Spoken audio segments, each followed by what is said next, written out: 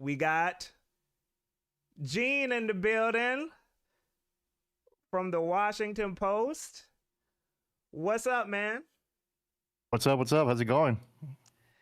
It's going good. It's going I good. can't I can't see you. That's okay. It's all Oh no good. no no no no. Hold on. I got you. I got you in a sec. Hold on. Yeah. Hold on. Hold up. Um, let me see. No problem. It's not, as long as the audience is okay, it's all good. So Yeah. Hold on. I know how to do this. Uh, hold up. It should show. Okay. We'll work that out. But if you need to see the chat and stuff, I'll read it to you and all that. But yeah, no, I'm good. yeah. How you been, Good. Just busy time, right? Switch 2 stuff coming out. man? We Yeah. had that direct earlier today, but yeah, next week is gonna be all Switch 2. And Word, yeah. So this is for the people who don't know though, real quick, yeah. let everybody know who you, because I know not everybody's gonna be familiar. So let Mm. everybody know like who you are and what you do. Yeah. My name is Gene Park. I am the video game critic for the Washington Post. I do reporting sometimes, but my main job is basically critic, and I've been a reporter slash critic of video games since late 2019. So really not that long, and really at the end of the pandemic. And if we want to talk more about my career and what my original goals were for Yeah. journalism, we can talk about that. But Word. I also love video games. I know the medium fairly well, I think.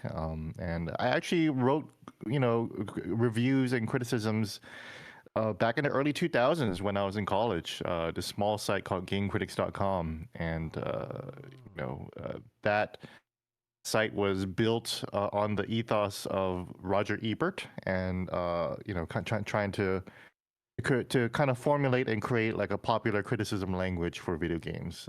When this was during a time when this was GamePro, and then we were all about fun factor and graphics and sound, and really breaking things down like that, which a lot of reviewers still do, and it's still a valid way to break down a game. But we were trying to do something more artistically different, and that was good training for what I do today, basically. So. Yeah. Word.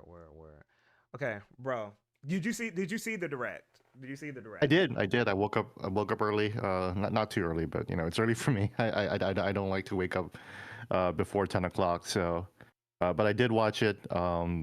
It For me, it made me realize how much I missed out on Tomodachi Life to see people pop off for that game. And Yeah. I think it was a good reminder that I really haven't been tapped into games like consistently throughout the years. Because during DS and 3DS years, I pretty much tapped out. I was only kind of I'm always playing games, but I'm only like paying attention to it sometimes, and that was definitely during a time when I guess it came out 10 years ago. So this was when I was actually moving to DC. So Yeah. I really didn't focus too much on games or whatnot, because I was really just focused on my career and moving, and getting to know Washington D.C. and really starting to get to know the city, which I feel like I really haven't, honestly. So Hmm. that's on me. Wait, so you're in DC? I am in D.C. I Yes. don't know why I thought when you said when it was Washington Post, I was thinking Seattle for some reason. Yeah, okay, but nah, that makes sense. That makes sense. Yeah, that's the Seattle Um, Times, which I wanted to work at too, but they're going through word. hard times, and we are too. The Washington Post is going through hard times too. So Oh you know, it's we're gonna it's get tough into that. business.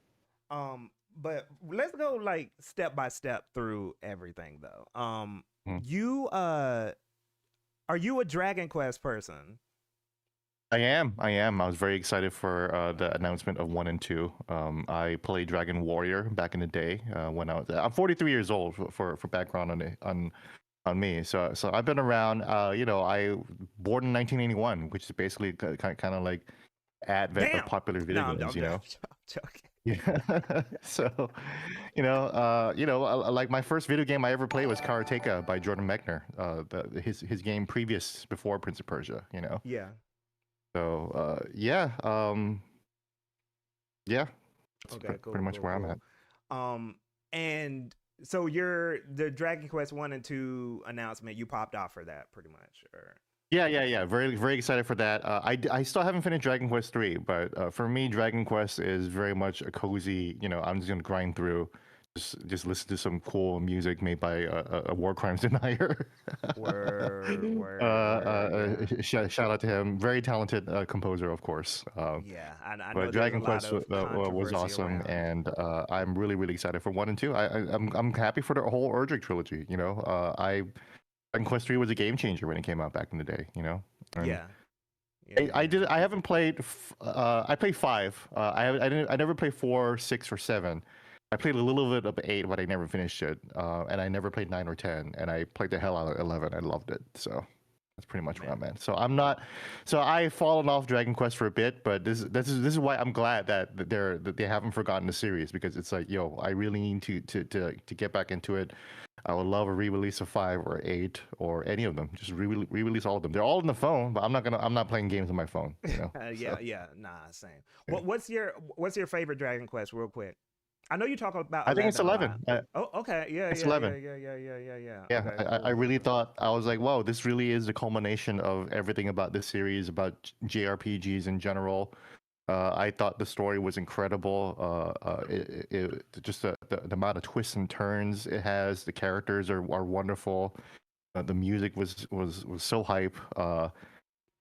And it was also the game that reminded me how incredible and engaging turn-based combat system is, because that one had a special, not really a time attack mode, but like a special mode where the certain setup of enemies, and you have a certain setup of abilities, and you really it's a puzzle you really need to figure out, depending on how many turns and what moves you have and everything like that. So it really, really made me appreciate and reminded me why turn-based combat can be so enthralling and engaging. Yeah, word.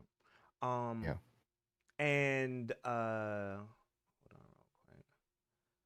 What I really loved about Metaphor too, because Metaphor really had some really interesting systems with its turn-based combat, and the ways you can break the game. I really love it when games let you break them. Oh, there you are. I can see you now.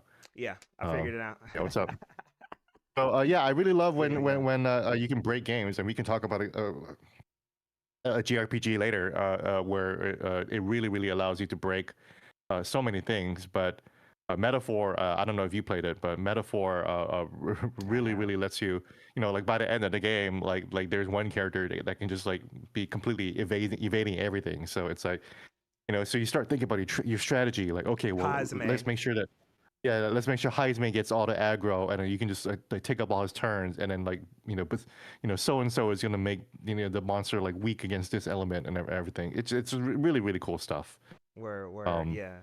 yeah. Nah, that's dope. Okay, now, are you I don't think I've heard you talk about Shin Megami Tensei. I don't think I've heard you. No. Okay, Yeah, okay. I would not. Yeah, so Raito, the remake remaster was announced, and I Yeah, yeah, saw that, yeah. and I was like, man, like I know all the Mega 10 fans are popping Yeah, off yeah, right yeah, now, yeah, because yeah. So I am just not a Mega 10 fan. Yeah, uh-huh. I have never played an SMT game. Period. Um, Only Persona 4. Persona 4 was the game, was my gateway drug into Mega 10. Love Persona 4. I couldn't believe how good it was. It was what Persona 4 and Xenoblade are the two JRPGs that made me realize like how the medium and the genre still has gas and left in it. It really Word. reminded me like why I love Japanese RPGs. And it was Persona 4 and Xenoblade. But yeah, I have SMT5 ready to go, and I'm definitely I definitely have to be in the mood. I finally finished Persona 5 for the first time last fall, Oh and that wow. was an incredible experience. And I was late on it. Persona 5 came out at a time when I had issues with, with like being in Asia. It brought back a lot of memories. So when I played Persona 5, I was like, oh, this is too realistic. I can't f with this right now. So I just like dropped it. Then when I went back to it, I'm like, I don't know if how I'm into like the high school drama stuff. which is why Metaphor is like was so exciting for me, you know. But Yeah. I finished Persona 5 and it was incredible. You know, I it's have it's some as good as everyone says. retroactive, like, kind of feelings about the fact that, I was kind of grown playing Persona 4. And I mean, I don't Mm, mind playing these high school stories, but it is kind of like, now that I'm getting older, I'm like, okay, like, this does feel kind of weird doing this romance stuff with these. I don't know. mm. I don't know. I don't know. It's Yeah, I don't. just Yeah, the romance stuff in Persona 5 was tough. Like I have to, like that's why like I have like a weird relationship with like the Evangelion girls or like Yuffie in Final Fantasy 7 because I was 14 when they were 14, you know? yeah, yeah, yeah, yeah, yeah, Like yeah, yeah, I yeah, was yeah, yeah. 14 when Evangelion came out, and so I was watching it and I was like, "Oh, I love Asuka, I Yes, love there you Rei, go. and I love Yuffie. Yuffie's my girl." But then like these characters don't change. They just stay 14 and 17 or whatever like that. So it's like, okay, well I gotta Yeah. move on and upgrade. So but that's why when I was playing Persona 5, it's like, okay, they want me to be in love with I'm already forgetting their names, but Yukiko. uh, hmm? Which one? Yukiko Chie. Oh yeah, well Those. Yeah, Yukiko yeah, and Chewie in Persona 4, yeah, for sure. yeah, yeah, Persona yeah, 5, yeah. I'm forgetting the Oh, Makoto. yeah, So Makoto. Yeah, that's one. Yeah, I yeah. have to like role play like, okay, I'm back to being 17 because I actually think Makoto might be like a good canon like relationship. So I just want to see that story play out. So I don't role play in Persona 5. I'm not like, oh, I'm Joker and I'm hitting on Becky or whatever. It's like, no, Becky. I'm just playing the story out, and I just want to see it play out, Yeah, basically, as yeah, opposed to I yeah. am role playing. You know, So I I, am a I do big self Shin insert a Megami lot for Tensei games guy. that allow you to self insert like created character modes. Sorry about that. Yeah. Yeah. No, no, you're good. So I am a big Shin Megami Tensei guy, and I will say Mm, real quick, just so I get my thoughts in for my Megaton people, mm, I do not. I am a known Raidu 1 hater. I don't like that game. mm, And I've played most every Megaton game except one and SMT 1 and 2. Um, mm, my issue with Raidu 1 though might be solved with this remake because apparently they're fixing like the walk speed. One of my issues was like it felt too slow. It's one of those mm, PS2 games where you're running and it's just, they mm, weren't it wasn't quick and speedy enough. But it mm. sounds like they're making changes to the battle system. So Yeah. hopefully that, yeah, and the encounter rate was bad. Yes, Ashes, exactly. Mm, mm, mm. So that was one of my issues with Raidu 1. But hopefully they get that resolved. Now, I'll check it out. Once I saw yeah, it was an action RPG, I was like, oh great! I love the Mega 10 and Persona vibe, of course, and I just talked a bit about how much I love turn-based combat, but I love a good like you and me, we talk about action games all the time. We love a good yeah, action combat system, so especially in these games. So I am absolutely going to check out Raido when it comes out for sure. So for sure, man. Next we got. This is where the conversation is going to get interesting, and I really want your thoughts on this. mm. Patapon on Switch. Hey, if the Switch starts getting all the good PlayStation titles, you all can keep Horizon and The Last of Us. We'll take Patapon and Parappa and Loco Roco and Mr. Mosquito, all Whoa, the that's good a deep games. cut, Mr. Mosquito. Yeah. We'll get all the good games on the Switch for sure. So, but yeah, Bloodborne on the Switch. There you go. Let's go. Bloodborne Nah, 2, man. Bloodborne remastered on the Switch 2. There you go. Never say never. Never say never. Nah, that is. So let me ask you this: Do you think this is Gravity Rush in the cards? Do you feel like Gravity Rush Got is in the cards? gotta be. It's gotta be. Yeah. It was a good PSP or Vita game, right? So I feel like yeah, Gravity Rush and Ape Escape are natural fits. It's the era and spirit of gaming that Sony's really forgotten. Yes. And we saw all those interviews with Shuhei Yoshida saying, yeah, we abandoned all of these smaller games because they weren't profitable enough. And it's like, yeah, because your other more profitable games aren't making enough profit. But it's like Nintendo, Xenoblade Chronicles X sold like dog water, you know, back on the Wii U, you know, and Mhm. it's like no, you do it again, give it another shot, you know. Yeah, yeah, 1000%, Yeah. bro. Like, Like Xenoblade so in general, the whole trilogy doesn't sell all that well, but like they're like no, Takahashi, go just go ahead, keep making it. It's fine. yeah, yeah.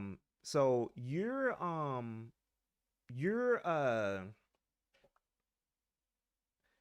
are you a general like with PlayStation's first party in general now? Are you what are your thoughts on PlayStation's like situation in terms of like their software lineup these days? Because you kind of hinted at it a little bit. Yeah, I've been saying this for a long time now, and but this has been my theory. In that the reason why PlayStation is pushing Horizon so much as a transmedia, multimedia property, TV shows, MMO, multiplayer game, all these games, the Lego game especially. The Lego game was a huge hint. I think it's PlayStation realizing, oh yeah, we definitely grew up with our audience, and now we're making a bunch of games for 40-year-old and 50-year-old men. Yeah, That's that's the market that they've nurtured since the early 2000s. And you know, again, I'm 43 years old. They are making games made by guys like me for me. You know, Neil Druckmann is a 90s kid. He's always referencing Pearl Jam and Nirvana. That's my shit, right? But I'm a dying breed. I'm gonna be dead in 30 years. You know, what does that look like for PlayStation, Sony PlayStation as a business that wants to live forever as an entertainment titan on this planet, right? yeah, Uh, PlayStation is I think has been realizing, oh, we have not been nurturing and nourishing a multi-generational fan base. You know, uh, we don't have anything right now. Nintendo. That's why Nintendo was able to market the Mario movie, no problem, because we had adults, parents my age, and kids going to see that movie, you know, and that's why it made over $1 billion. yeah, Versus yeah, Uncharted, just dudes like me, you know, going to see that, or bored Chinese folks, you know, going to see that, you yeah, yeah. Um, know. Bored people in China went to see it, you know, but that's about it though. It's like how do you actually create a sustainable perpetual entertainment machine? You can't do that by, you know, and this is an old trope, but you know that they really further leaned into it. You can't do it by just making more sad dad games. God of War. That's why when you see that's why when you that's why there's all this backlash against Sony games having women as their main characters, or more diverse characters, because it's like, oh yeah, we need to diversify our fan base, we need to diversify our audience. That's why Uncharted looks like it's going to be led by women. That's why God of War had to be passed down to his stupid kid, you know, Atreus, you know, that, but that's why The Last of Us had to move on with Ellie and everything, you know. And that's why Horizon, you know, Aloy and Horizon is the closest thing Sony has to like a quote unquote Disney princess character. yeah, You know, someone who is inoffensive and can kill just a bunch of robots, and you don't have to show her killing a bunch of human beings. And she's all about, you know, the triumph of the human spirit or whatnot, blah blah blah. word. So that's where I think Sony's at right now. Is that Sony is looking at their lineup and their IP, and they're saying, yeah, we don't have quite a lot of diversity, you know, and we need to fix that. You know, diversity of content, not just diversity of cultures and people. You know, 1000. Xbox kind of has it in the bag with Minecraft, and we're about to get the Minecraft movie next week. I'm actually going to watch it on Sunday. Very excited to review that movie. Um, Okay, to okay.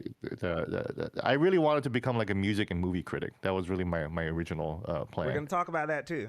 We're gonna talk about Yeah, that. for We're sure. gonna talk about Yeah, yeah, yeah, yeah.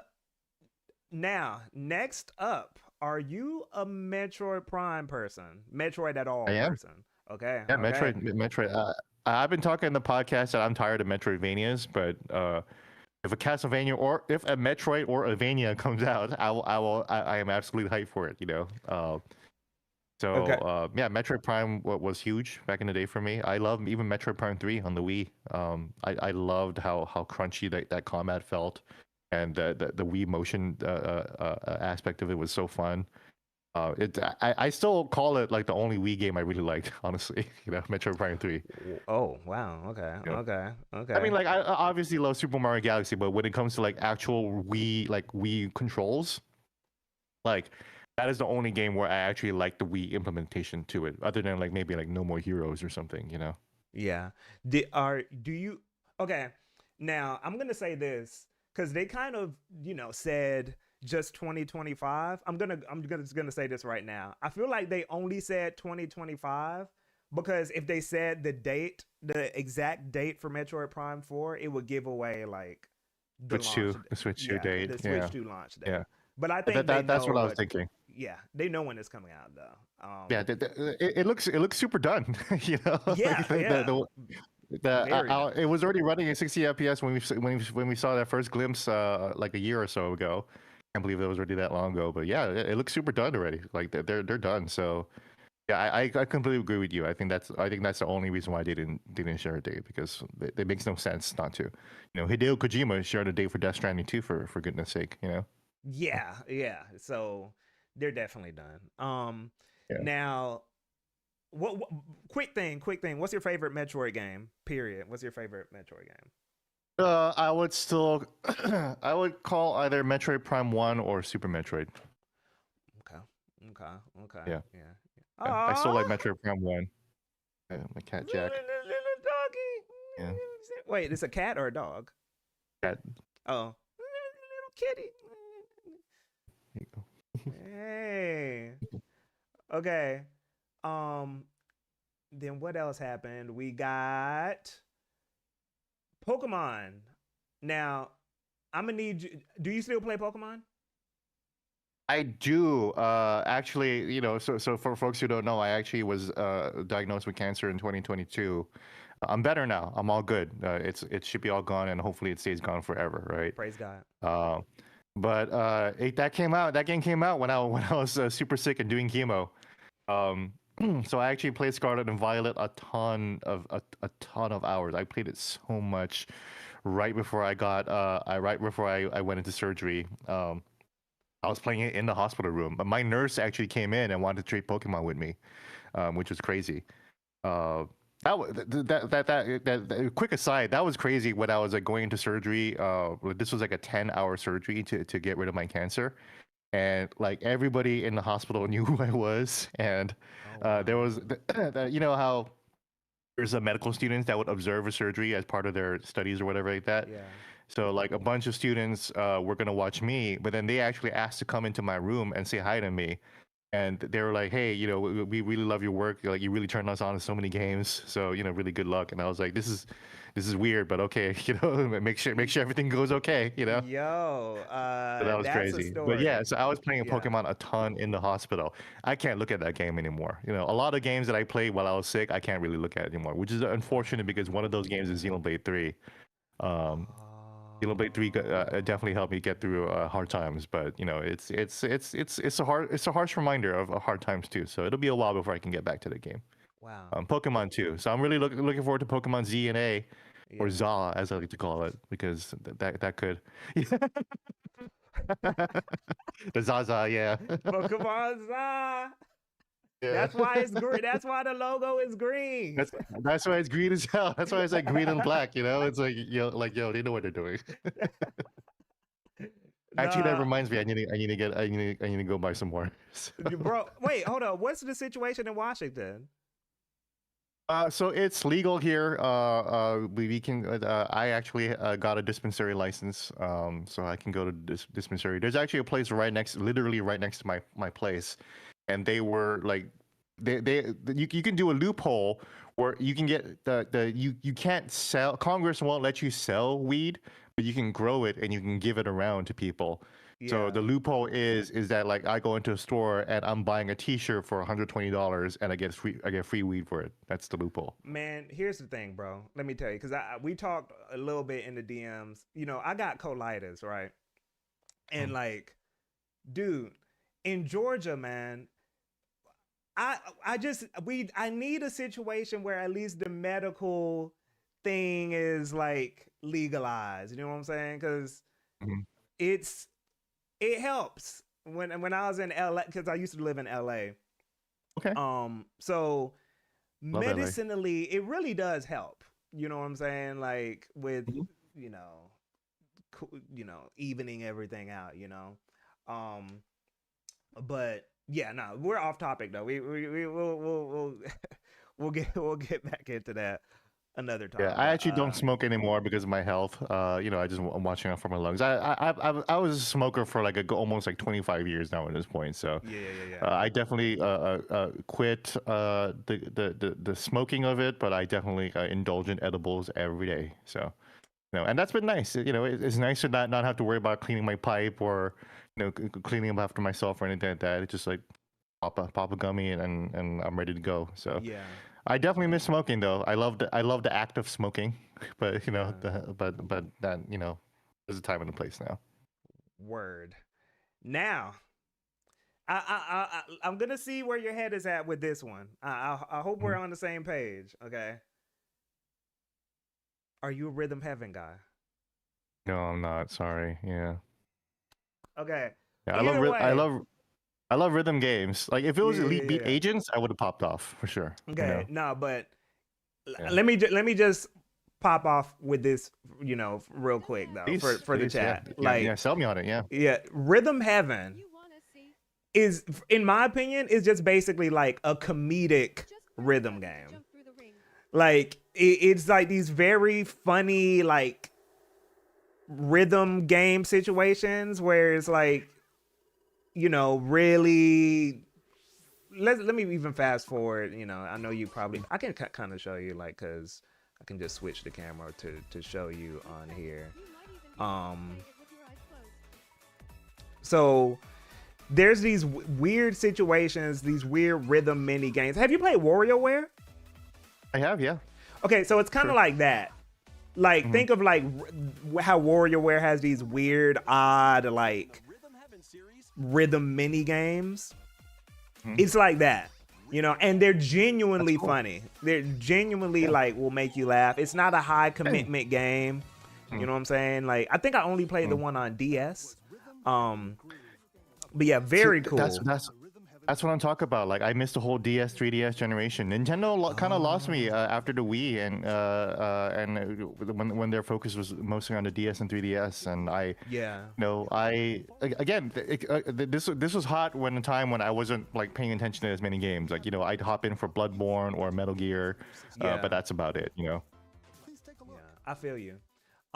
Yeah. Now, I know that I would have been into it if I was into I like think you again would like like it. Elite Beat Agents is the OG DS game, right? So like Yeah, yeah, so yeah, yeah, I was definitely into that. So yeah. yeah, Um, yeah, I'll check it out. That's why I'm glad that they're reviving all these old DS yeah.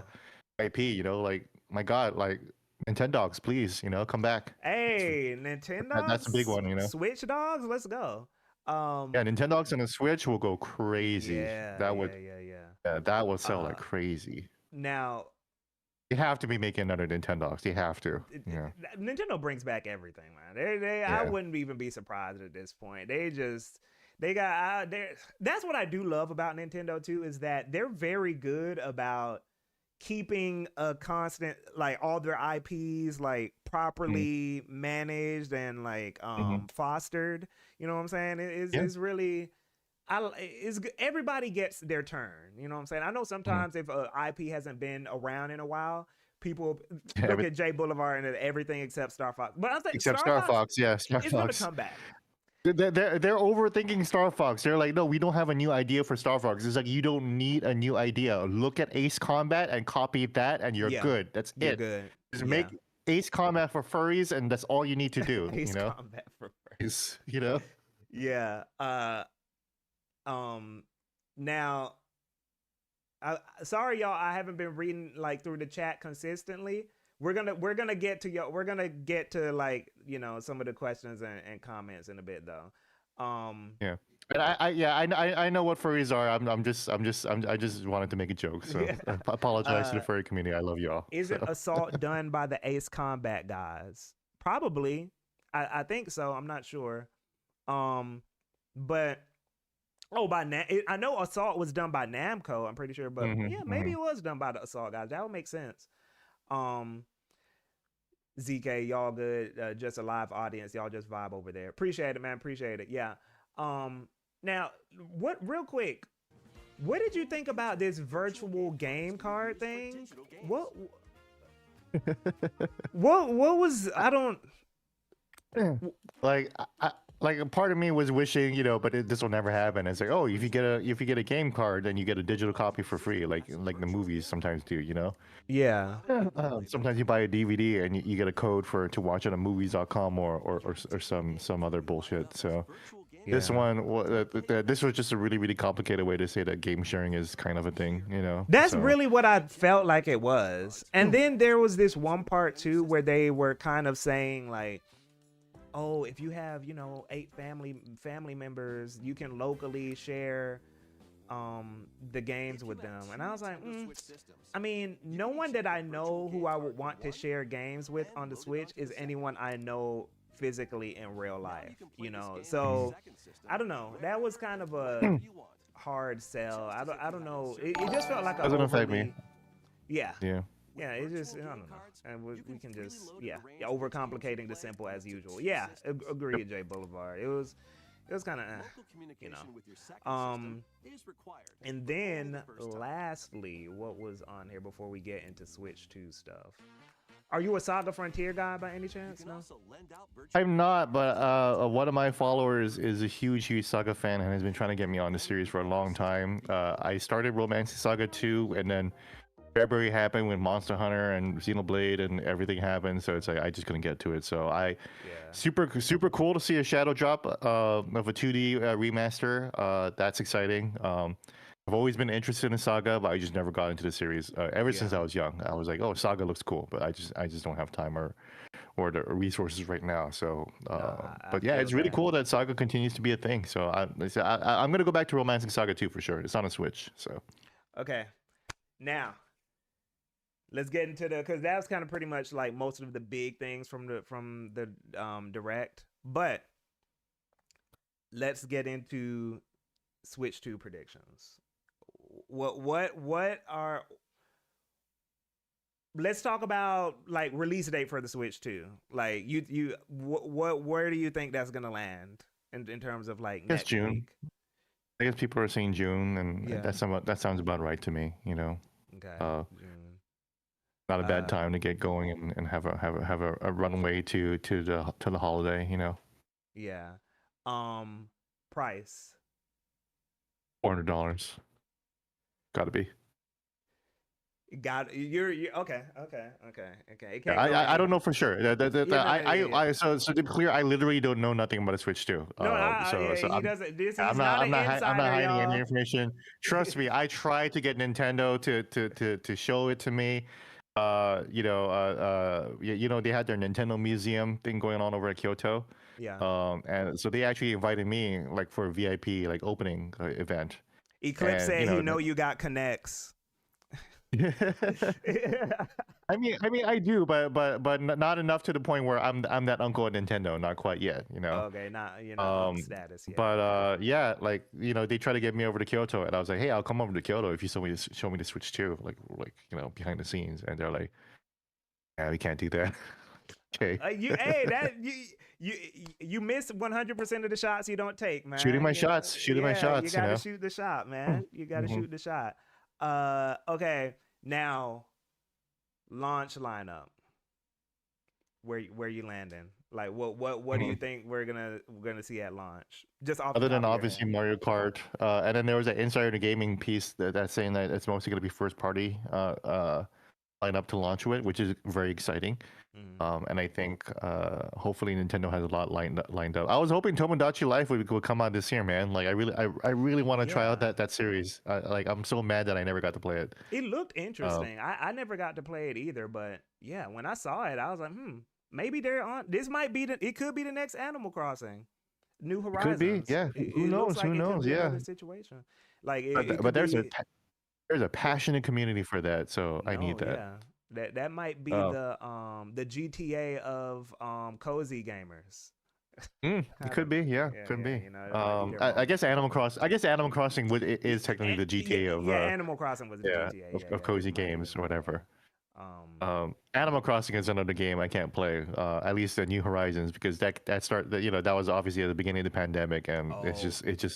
it just sucks to hear to think about the beginning of the pandemic. That was the worst time. Yeah, So yeah, yeah, yeah. uh, Okay, so but Mario Kart.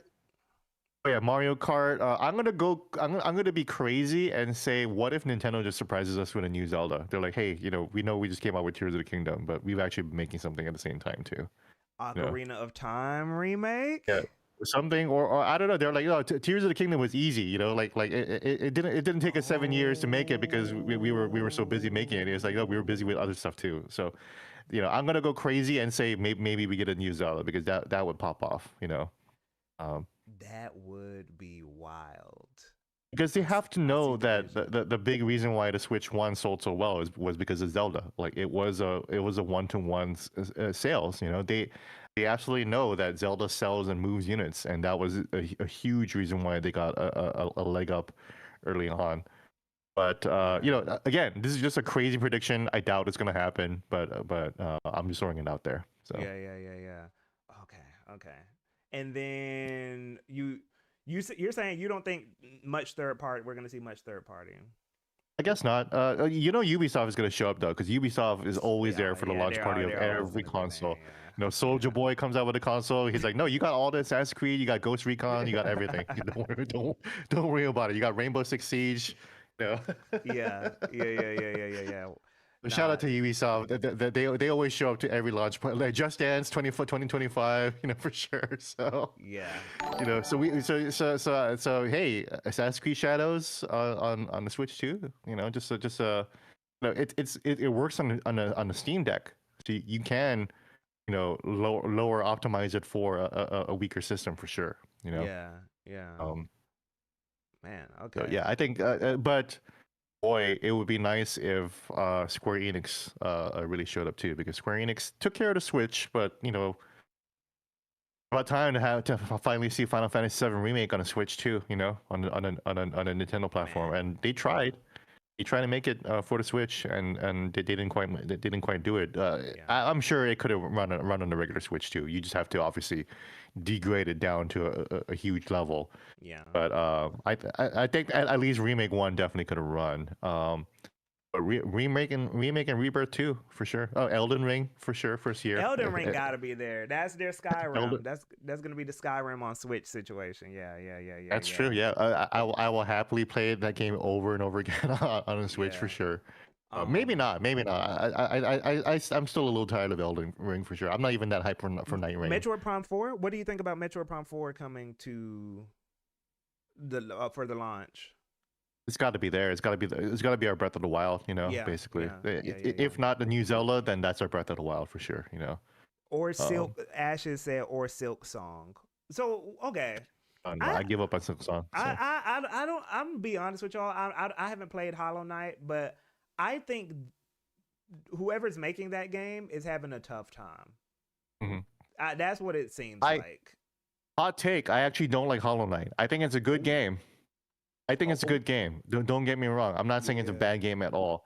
I just Yeah. don't like it because I don't like the art style. That's it. That's Oh, literally it it. does I kind think of it's a get good game. Flash a little bit. It gives Flash. Yeah, Adobe yeah. Flash a I just little don't bit. like the art style. I can't get over it. So that's literally it. So that's why I don't care about Silk Song. But I'm Shooting not. Dio said Death Stranding for launch. That'd be dope. I mean, Kojima is putting Death Stranding on every single platform too. He is, the iPhone, Android, so he's trying to move copies of Death Stranding for sure. So that'd be a fun game to play on the Switch. Word. I probably wouldn't play it on the Switch. What else? Xbox is gonna show up probably. Hi-Fi Call of Rush. Duty. Call of Duty. Oh, Hi-Fi Rush finally, right? Hi-Fi Rush. But that's Tango GameWorks, right? So maybe I don't know. Oh yeah. That's right. They moved that. But beyond that, Doom, Doom, the Doom: The Dark Ages probably. Um, but you know, Bethesda game here or there. Starfield, maybe. Yeah, yeah, And but yeah, Xbox is kind of like the biggest publisher right now, right? So yeah, you have to think, you know, Satya Nadella is like, ooh, a new platform to release games on, you yeah, know, yeah, yeah, new yeah, audience for our games, more money, you know, more yeah. money Okay. for my bonuses. So And real quick thing, because I think this is going to happen. You think they're raising the price for Switch Online? Are they going to announce that next week if they do it too? mm, ooh, I didn't even think about that. It's already pretty cheap right now, to be quite honest, Yeah, yeah, and yeah, you get a good deal for it. So I feel like if they raise it up for like $10 or something, then it probably wouldn't be a big deal. yeah, yeah. I think they might do like It is annoying that a we have to pay for premium online tier. in general at all because we don't. It's free on PC, right? But you know, Yeah, yeah, yeah. I think they're gonna do a premium tier situation and then like slowly phase out, maybe slowly phase out the like whatever the bottom tier thing that we have. I don't know. I don't yeah, know. I they're don't know. probably not going to do this, but I would love for them to phase out the whole NSO online only games and then just make a good ass new eShop, please. You know, just Yeah, just make a permanent good eShop that will last for another generation. Bring back the eShop for the DS and the Wii. You know, pie in the sky hope is that you know, you honor all of our old purchases. You know, like the fact that I bought Kid Icarus on the 3DS back in the day or whatever should still hold today. I highly doubt that's going to happen, but yeah. you know, 99.9% sure that's not going to happen. But that would be a dream announcement. But you know, personally, I would rather just own the games as opposed to have to subscribe to them. But you know, Same here, the man. subscription Same service is here. great though. So Yeah. Um. Now, any other predictions for what's gonna happen next week? Like anything off the top of your head that you think like you know, or that you I have want to happen? yeah, I'll just keep it simple. All I want is really the Windmaker and Twilight Princess dual pack that Jeff Grubb has been teasing for like 5 years now. You know, like, Yeah, yeah, yeah, yeah, yeah, yeah, like, yeah. please give it to us. I love those games. Twilight Princess, I had a complicated relationship with. It was actually I gave it an 8 out of 10 back in the day for Uh huh. for the Wii, and that was my first time getting death threats over the internet because Whoa, I dared to give Zelda an 8 out of 10 back in the day. gamers, So man. yeah. Oh, actual Kingdom Hearts port. Yeah. So that's why I said Square Enix needs to show up. They need to put in all the Kingdom Hearts trilogy. That'd be dope. Final Fantasy VII remake. And I don't know what else. Yeah, yeah. Everything. Dissidia. Um. Bring back Dissidia, please. Oh, please. Yeah, I played that a Yeah, lot on the PSP. for Um. sure. Now, Xenogears, Xenoblade. Xenogears remake. Yeah, of course, for sure Oh, too. that's crazy because I was just about to ask you about Xenoblade because we're gonna Hmm. transition to Xeno because on Twitter, man, and on the internet in general, I don't know if you know this, you're kind of starting to be known as like the Xenoblade X, like you know, Evangelist. Yeah. evangelist. You Hmm. know, you're preaching the good word. So, real, just to lead into it, how did you? What's your history with Xenoblade? Like from the beginning, like how did you get into the I series?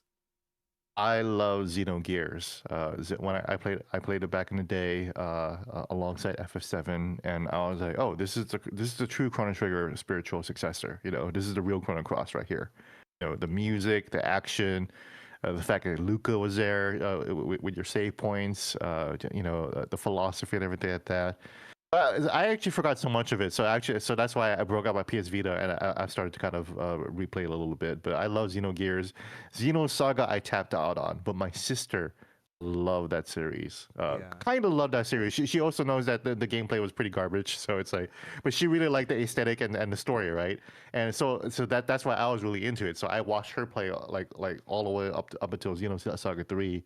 yeah, That was dope. So that's why when Xenoblade Chronicles 1 was announced back on the Wii, I don't want to claim that I was like quote unquote part of Project Rainfall. So people who don't know, Project Rainfall was the the internet movement that tried to get Nintendo to release a bunch of Japanese-only games out in the West. And the tip of the spear of that movement was Xenoblade Chronicles, because there was a lot of hype that Monolith Soft. Keep in mind that Xenoblade Chronicles released at a time when Final Fantasy 13 was out, and myself included, hated Final Fantasy 13. I love Final Fantasy 13 now. I've grown to love it, right? But when that came out, in the context of that time, we were waiting for a new Final Fantasy. Final Fantasy 12 had these vast open worlds and everything like that, and all these towns. And then 13 shrunk it all down to a hallway experience and really just focused on the combat system. And I think a lot of people didn't like that. The story didn't really hit for a lot of people. So the hype was that Xenoblade Chronicles 1 was that return to form. The more open, yeah. Yeah, more open. And as I've read over the years, Takahashi, the influence of that was Takahashi seeing Western RPGs having these vast open worlds. Obviously, like Oblivion and everything like that. Oblivion really changed the game for a lot of Japanese developers. Like we wouldn't have gotten Demon Souls without Oblivion. Interesting. Because Sony went to FromSoft and says, "Hey, can you make us a fantasy game? Because Xbox has Oblivion going on, and we need to compete with that." And that's why Miyazaki was like, "Okay, sure," and then he just made a completely different game, Wow. as a result, Yeah.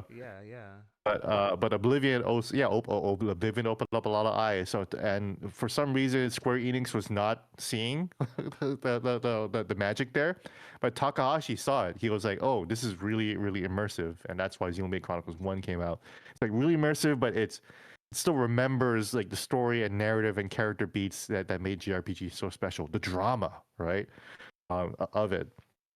And of course, the fantasy aspects and the magical aspects of that. So, like, when I heard about Xenoblade Chronicles 1 on the Wii, I was seeing footage of this. I was like, yeah, I think this is it. I think this is the game we've been waiting for this whole time, Yeah.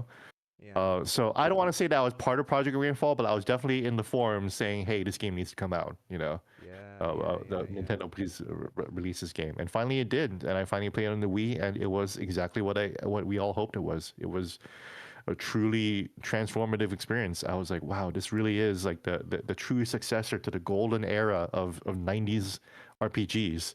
This truly feels like a real sequel to Final Fantasy VI and Final Fantasy VII and Chrono Trigger, with the way it subverted expectations. It played with tropes like the town burning at the beginning of the story, and the hero has to set out and go on a journey.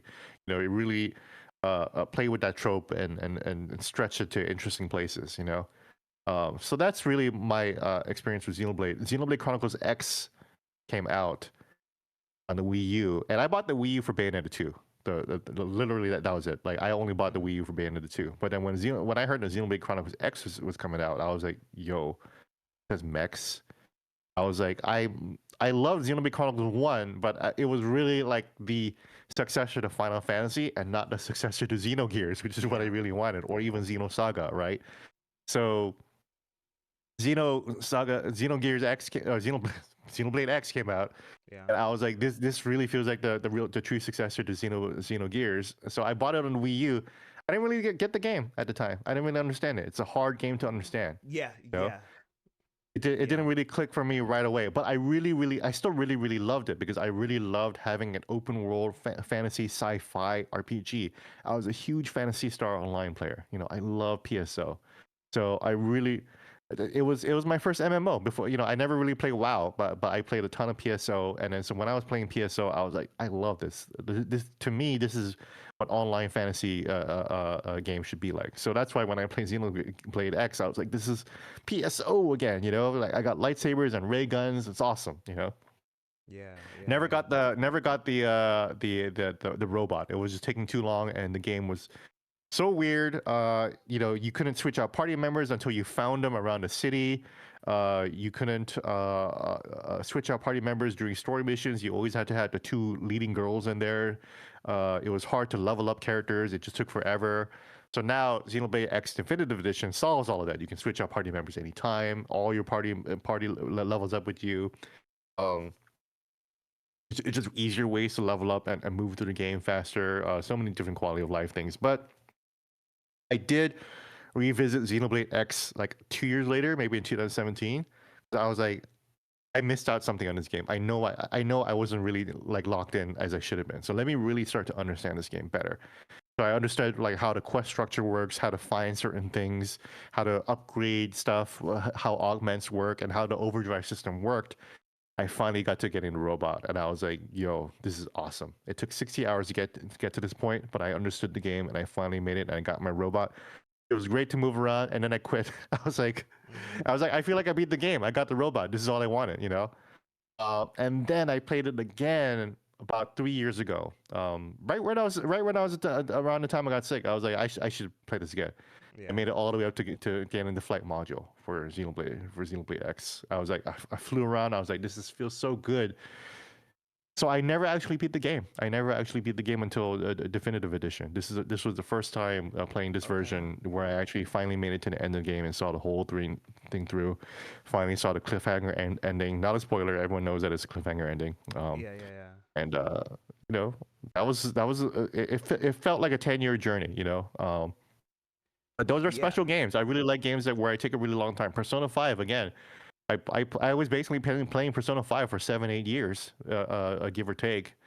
And when I finally finished it, I was like, yeah, that was very, very rewarding. So this 10-year journey with Xenoblade X has been very, very rewarding too. But yeah, I always knew that this was going to be one of my favorite games of all time because it has all the elements except for like a incredibly emotional and banger story. It has a great story. I hate the caveat that says, "Oh, the story's not as good," and then people automatically translate to the story being trash. Yeah. And it's like, no. Xenoblade 1 to 3 is peak fiction, and Xenoblade X is a good sci-fi story that really gets you through it. But and it's not going to be. The side quest stories, let's not side quests forget. are crazy. That's why I didn't do a lot of side quests initially. So that's why I was always dismissing the story. I was like, it's okay, it's serviceable, right? Yeah. Once I got into side quests, I was like, the side quests are crazy. Yes, very crazy. They deal with interesting issues. They ask interesting questions. There's a lot of culture in them, a lot of world building in them, a lot of characters, a lot of drama in them. Even though it's very like side quest cutscene, that they're using pre-canned animations, just with voiceovers. So the presentation is it. That's where I really kind of dialed into like the criticism of Xenoblade X as a storytelling experience is that it's just a presentation that isn't as good. And yeah, I agree. Yeah. Just the presentation isn't there, and some of the emotional story beats and everything like that just isn't there because like Elma doesn't really have a character arc or anything like that. Whereas like the character arcs in Xenoblade 1 to 2 and 3 are just enormous and so noticeable. Like they're just so round and so huge, as opposed to Xenoblade X is relatively flat because it's up to you to find the stories and to find the characters. And there's a lot of character arcs again in the story in the side quests. That's how you really get to know your teammates, and that's how you get to know HB or L or the Murderess or Mia and all these wonderful characters. Yeah, these are all great characters. It's just you just got to find them, and you just got to really commit to reading them. Yeah, 1000%. Yeah, Xenoblade X is my favorite game of all time, man. Like when it first I'm slowly realizing that. You said what? Yeah. I think I'm slowly realizing that. I think Xenoblade X has pretty much every element besides like the incredible story that like it's not Nier Automata in terms of story, right? Yeah, right. But but it still touches on some touch points of those. So it's like this has so many elements. I'm sorry, go ahead. But yeah, I'm starting to feel like Xenoblade X might be my favorite video game of all time too. It's like, I don't know, man. Like at the time, and here's what I will say. I do understand why it's like a confusing game for a lot of people, because some of the things, even in the definitive edition, some of the things aren't, some of the way you have to engage with the game isn't clearly signposted. You know what I'm saying? Like a lot of things are very abstract and opaque. You know what I'm saying? It's not as easy to like figure out like, oh, you're supposed to be engaging with your map constantly, or it's low-key a stealth game, where you have to like find routes around enemies and stuff. Like I saw this one video where somebody was talking, I think it was Jim Sterling, and she was talking about like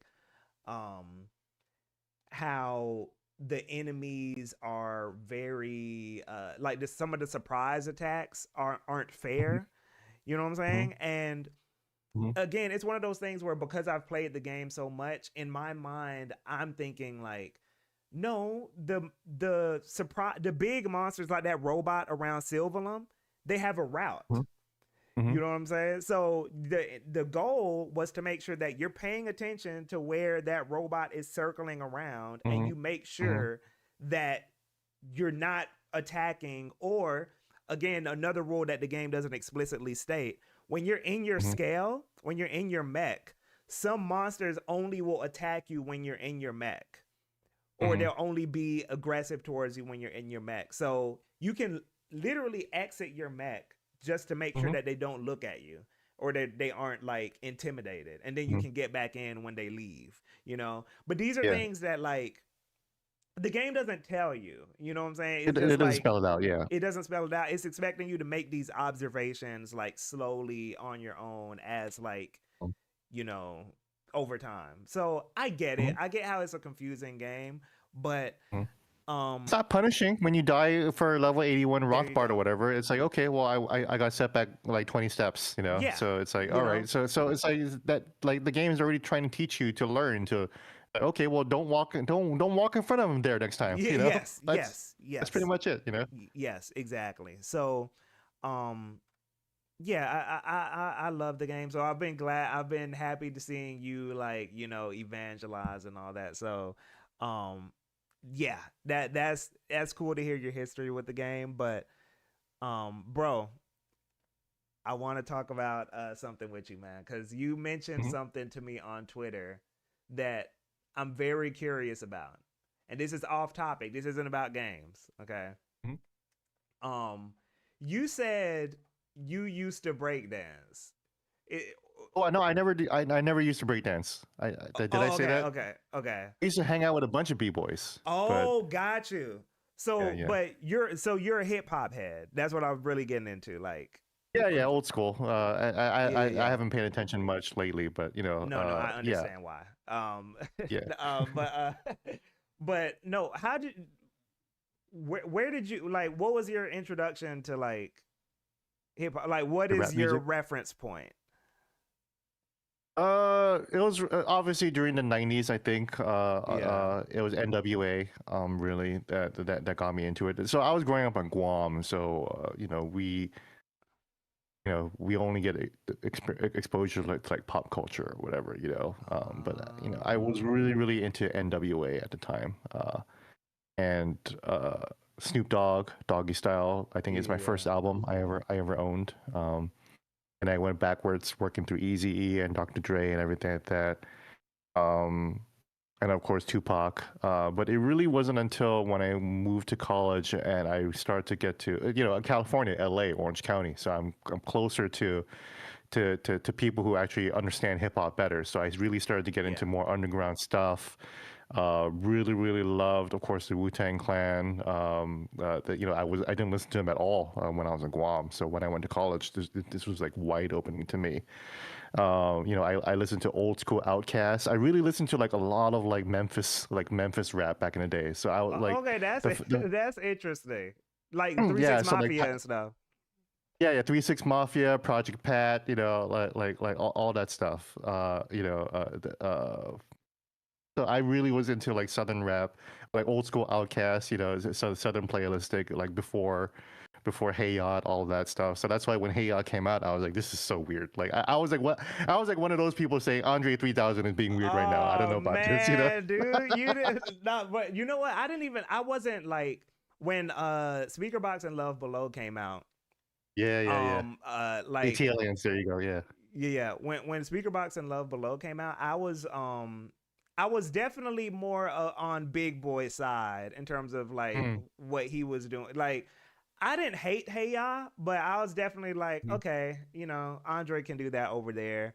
At least Big Boy is kind of giving like the more classic, like, you know, mm, regular outcast that like, you know, I grew up with, you know. mm, But mm, no, I feel you. Hey, y'all was a interesting moment. That was a That's an interesting moment. But okay, Oh, okay. that was an interesting moment for hip hop and rap and everything like that. So there was like a lot of discussions I had with friends about like, what are the boundaries of rap and everything. So I loved it. I grew to obviously love it because I love that.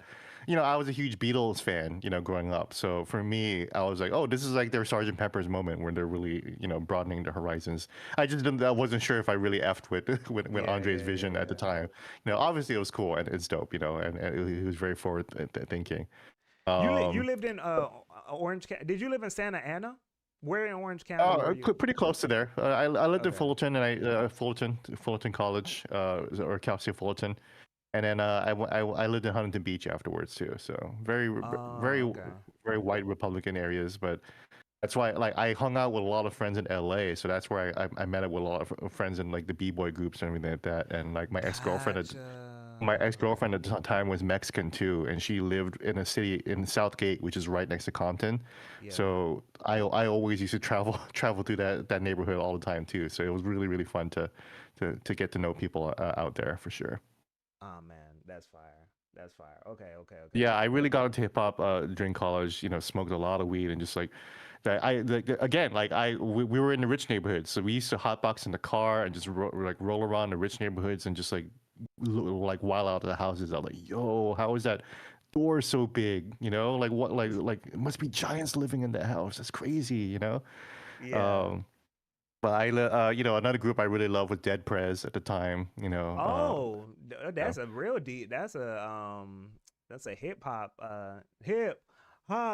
It's Yeah, bigger yeah, than yeah. yeah. Yeah, I yeah, remember that yeah. song. Yeah. So I love Public Enemy too. So I really love like my militant conscious hip hop too. So Ed Yeah. Prez, I feel like what was the kind of like Rage Against the Machine was out there, and I didn't really like Rage Against the Machine all that much. Like I think they're awesome, but like I didn't really like their lyricism all that much. I wasn't really a huge fan of Zach De La Rocha. So when Dead Prez came out, I was like, this is real rap right here. This is real conscious rap right here. Um, so stuff like that. But That's fire. yeah, and ever since then, I just it's been hard to keep up. Dude. Unfortunately, Kanye was my touchstone for hip hop for several years after that. I really loved him because he I was producer for no, Talib Kweli and all of that, so I was into that stuff too.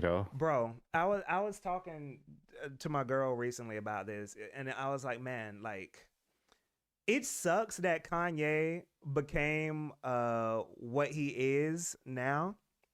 Mhm. Because in 2004, man, when College Dropout came out, that album changed the game. Like, Yeah. some people who didn't grow up during that time, I don't think people understand. In 2004, hip hop was still very thugged out, like bling Mhm. bling, all that kind of stuff. So when College Dropout came out, that was like a whoa, like this is a lot. Like it was a game changer. So it sucks that he is what he is now because it's so hard to deny like his influence. You can't Mhm. stop talking about him because it's like he did that, Hip like hop was shaped in the image of like Diddy at the time, yes, parties and alcohol and machismo and full gangster stuff, and just like club music. And Kanye came out and he was like Jesus Walks and like all these beautiful songs, and it's just like yeah, I was like, oh, finally finally an artist that is popular and is really getting the sounds and the topics that I really would love to hear for a mega popular artist. So I was yeah. that's why my Twitter bio for the longest time, like, it's been several years now, but for pretty much like the first like 8 years of Twitter, my Twitter bio was defending Kanye since 2006. Still a struggle. Ah, man, dude, But yeah, after he said slavery was a choice, I had to take that out. I was like, it's not a struggle anymore. It's not my struggle. yeah, That's for sure. So yeah.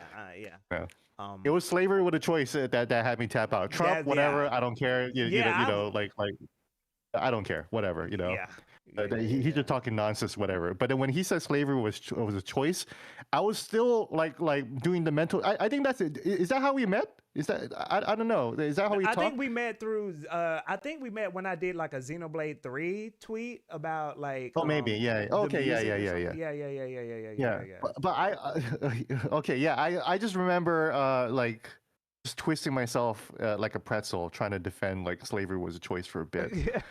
for like a day or two, because I was like, no, he's talking about mental slavery. He's You saying, know, it's like the Bob Marley song. It's just he's talking about how we chain ourselves, and the next day he's like, no, I'm talking about how Harriet Tubman should have just walked away. I'm just like, okay, well, all right then.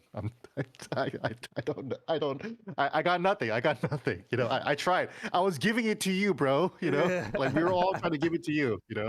This is your way out, and you just lean further into it. So yeah, yeah, there's no saving it at that point. So. yeah. Something's wrong, man. But Unfortunately, I hear the new album is good. I haven't listened to it at all.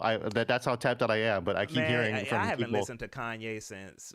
I'm gonna be real with you. I haven't listened to Kanye since "Beautiful Dark Twisted Fantasy." Man, that was like, and it wasn't even like Sound was pretty good. yeah. He's not. He didn't even do anything at the time I dropped off from him. I think I was again like you were saying about games earlier. I had like a phase where I stopped keeping up with music for a while. So Yeah. after a while, it was like, oh, okay, I just don't listen to Kanye anymore. I looked up and then I was 3 albums behind. So I was like, oh, Yeah. okay, whatever, Yeah, Life That of Pablo happens. was huge for me, and I saw him I saw him during the Pablo tour, and that was the very beginning of the Crash Out, Yeah. the legendary Crash Out, the DC show. He was his first rant that he had done in years, and then I think the show like 2 shows after that, that's when he said I would have voted for Trump, and that's when it all started basically. So, but Pablo tour was amazing. It's still possibly the best show I've ever seen. I really felt like I transcended something, Yeah. and I'm glad I Um, saw him before the Crash Out. So last thing, real quick, before we get into the chat because they've been asking some stuff. Um, mm. what games are you playing right now? Good question. Trying to finish up whatever's left of Assassin's Creed Shadows. I like the game. I just, as a longtime Assassin's Creed fan, I am disappointed in the story. Actually, Yeah. like I feel like it really doesn't move the needle for the larger series and its themes in general. But that's all spoiler territory. The game itself is fun. I just don't like Assassin's Creed combat in general. So like any low feelings I might have for it is basically what I feel for the entire series. And to be fair, I did love Assassin's Creed Valhalla. But that was after I played it for 200 hours over like 2 years. Again, another game where I spent several years playing it. I ended up loving it. So I really recommend playing long games for a long time as opposed to steamrolling them, like I did with Xenoblade X, which I still had a great time. But yeah, Assassin's Creed Shadows right now. I actually revisited Assassin's Creed Mirage because I really wanted to kind of relitigate my feelings on Assassin's Creed, and seeing like is my problem with Shadows or is my problem with the series overall? Yeah. And that's when I really learned, oh, it really is like a problem with the series overall because I loved Mirage, and I still do. I still think it's a great game. But when I started to do like some of the side quests of like finding like some of the blueprints for better armor or like that, I ran into the same problems I had with Shadows, which is like these copy and paste like puzzles of moving shelves around to navigate around, and it's like there's nothing special about this location. You just go in and move shelves around to find the treasure. That is non-contextualized at all. Yeah. So it's like I just really got bored of that, and I was like, okay, well, like it really does seem like Assassin's Creed, like at least in the design sense, is kind of stuck in a rut, and they need to get out of it. Yeah. But that I'm still playing Xenoblade X. I'm still cleaning up all the different augments. I'm at 220 hours now in the game, so I'm a real Xenoblade. Does Xenoblade X have a chance of being your game of the year? It wouldn't only because of it's a remaster. Okay, So okay, it just like I've done that for other games too, where I'm just like I'm not even counting you in the top 10. Yeah. I didn't even do that for Resident Evil 4 remake. I think if I did, then that was a mistake, and I shouldn't have done that. Yeah. But I'm forgetting, but I would Yeah. not call it that only because it's a remaster and a remake. Yeah. But again, it's my favorite game of all time, maybe, you know. Yeah. Yeah. So Yeah. there's Yeah. that. Okay. And that's about it right now. You know, the Switch 2, the hype is about to come up, so I'm really just kind of vibing out with Assassin's Creed and Xenoblade right now. Yeah. Actually, we revisited Xenoblade 1. I never actually finished Future Connected, the DLC chapter for Definitive Me Edition. neither. Yeah, I never finished that. Yeah.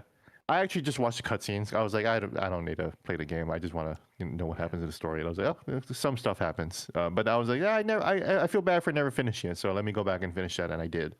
And it got me kind of in a Xenoblade 1 mood. So I actually decided to go back and just finish out my save file. I was like level 95. So I was like, all right, well, let me just grind out to level 99. I might as well, you know. Yeah.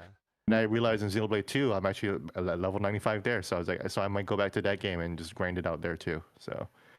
Yeah, for sure. Um. I'm in Xenoblade mood and kind of an Assassin's Creed mood for now. I should go back to Monster Hunter, but I think I'm just gonna wait for the update before I haven't even finished low rank yet, bro. So you Oh know, yeah, I finished high rank right before Xenoblade X came out, and Mm. I'm not even sure if I'm going back because of what's going to be happening these next few months for games. And so I'm like, that's the you know, problem. Yeah, yeah, it's yeah. gonna be real So busy soon. So we'll see. But okay, let's get into some of this because some people are got some questions for you, man. Mhm.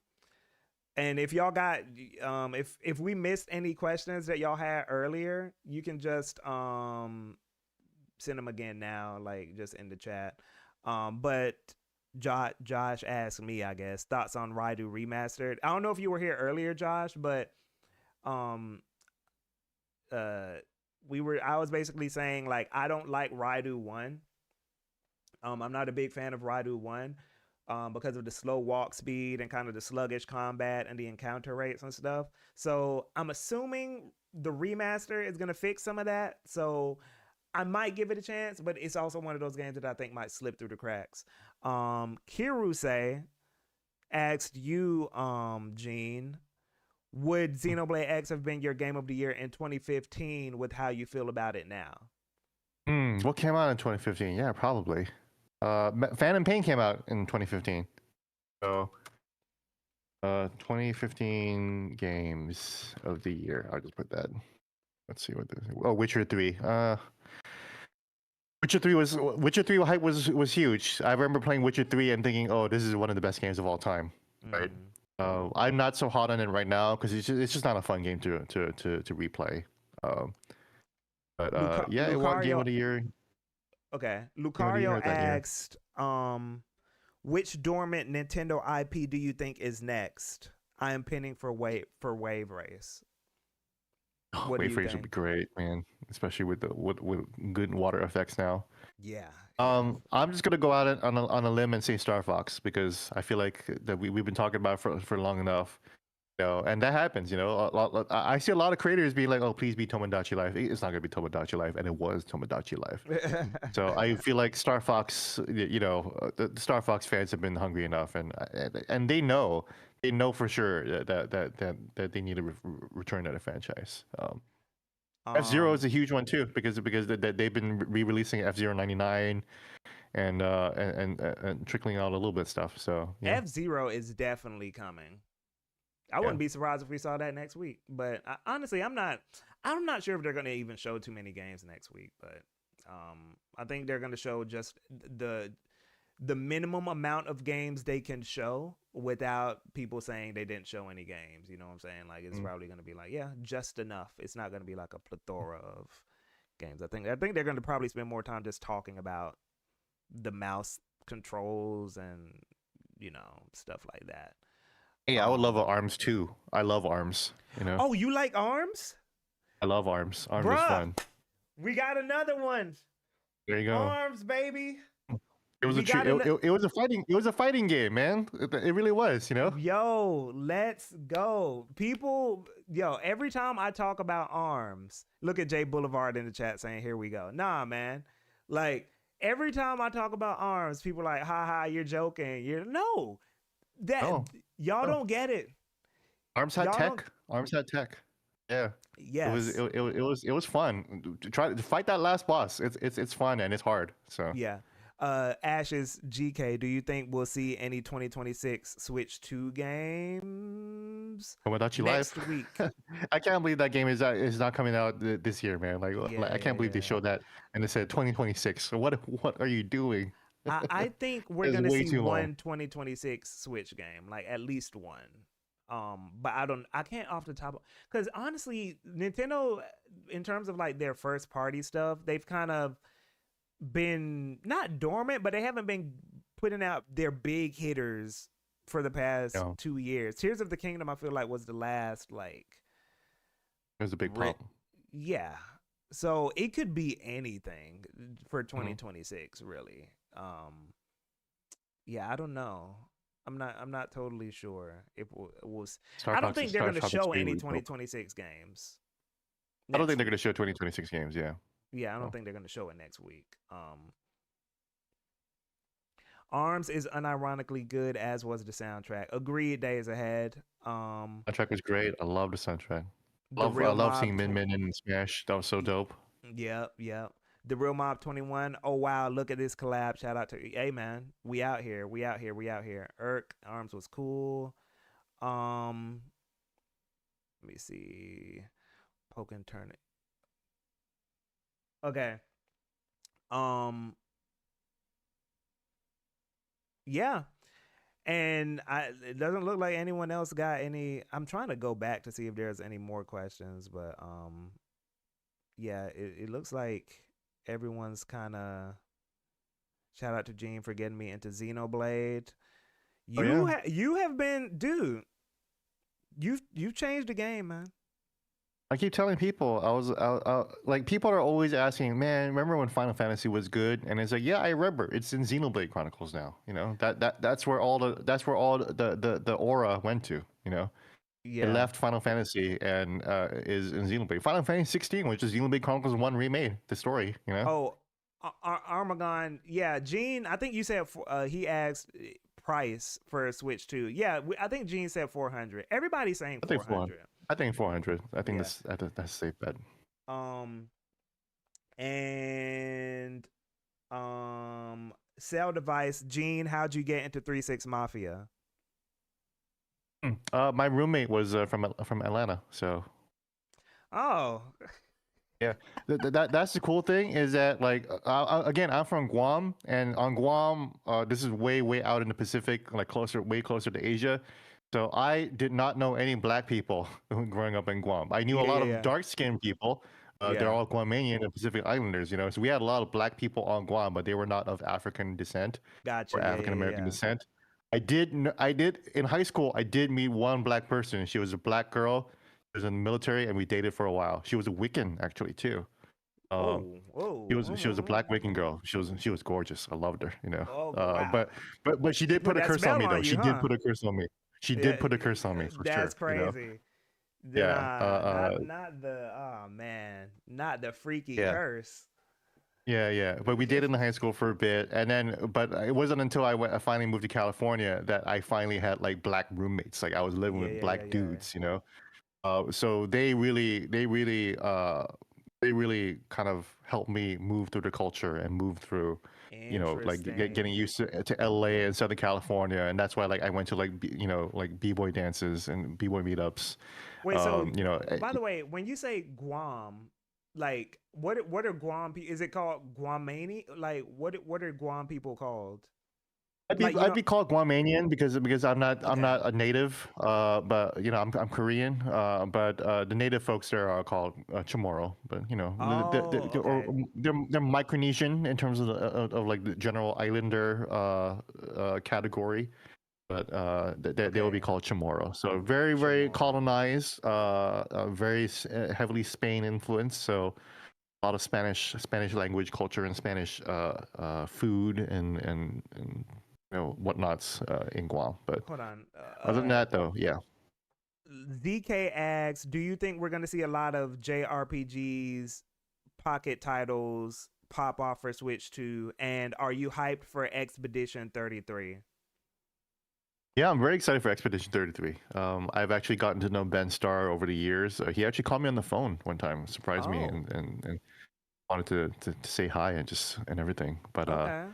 Yeah, really excited for that. You know, the developers are saying all the right things, that they love Lost Odyssey um and other turn-based RPGs. So it's like, yeah, like this really feels like a passion project. Yeah, I think JRPGs are having a renaissance right now, right? I think right now Western RPG developers are having a hard time. You know, Dragon Age Velgar, which was a game I liked quite a bit. I actually called it number 10, my top 10 list last year. I liked it quite a bit, Yeah. but it was a game with a lot of problems, and it didn't really move the needle for anyone. Really, it didn't move the needle for me, to be quite honest. You know, it was a good game, but yeah, I definitely think that the Western RPG audience hasn't really been fed all that well, besides Baldur's Gate 3. You know, um, Starfield didn't hit for a lot of people. It hit for me again too, but you know, not so much. My one regret is that I do think I might have reviewed Starfield a little too high. I gave it 4 stars out of 4. I would have given it maybe 3.5 at this point, mostly because the story and the characters don't stick with you at all, at all. Yeah. I don't remember a goddamn thing about the story or the world, whatever. I remember playing it and having a great time. I thought the mechanics were awesome, and it's probably because I just really love making ships.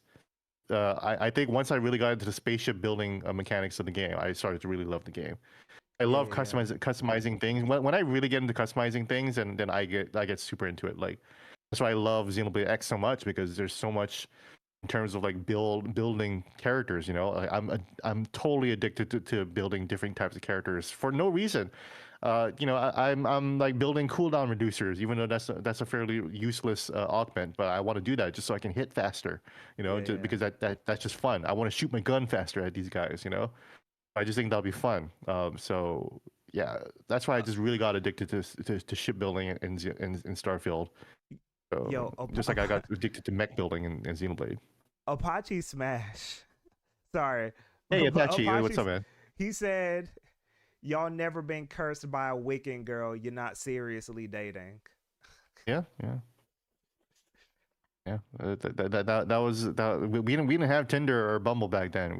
I just had to. So I met her through. This is a little bit more of my background, because I only started working at the Washington Post because I was their social media editor. I was never a reporter. I did cover politics, but on the social media end, and I supported our politics teams and our opinion teams.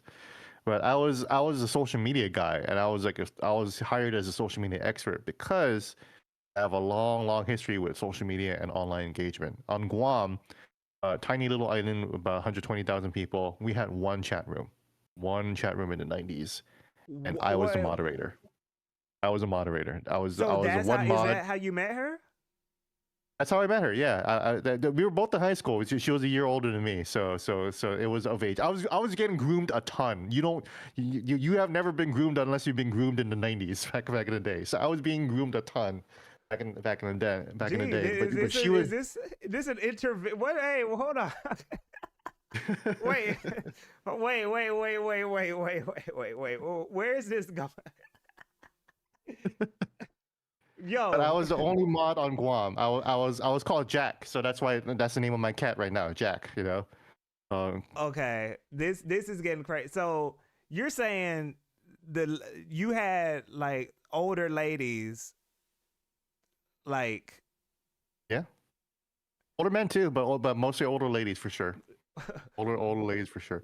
I was a 15-year-old supple, skinny Asian boy. You don't think that's irresistible? You know, on the internet in the 90s. You know, I was a flexible, supple, soft-skinned Asian boy Flexible on the and internet in the supple is 1990s. crazy. Nasty work. Yo, bro. Okay. Yeah, see, Nah. Apache was groomed by an older woman in the WoW guild.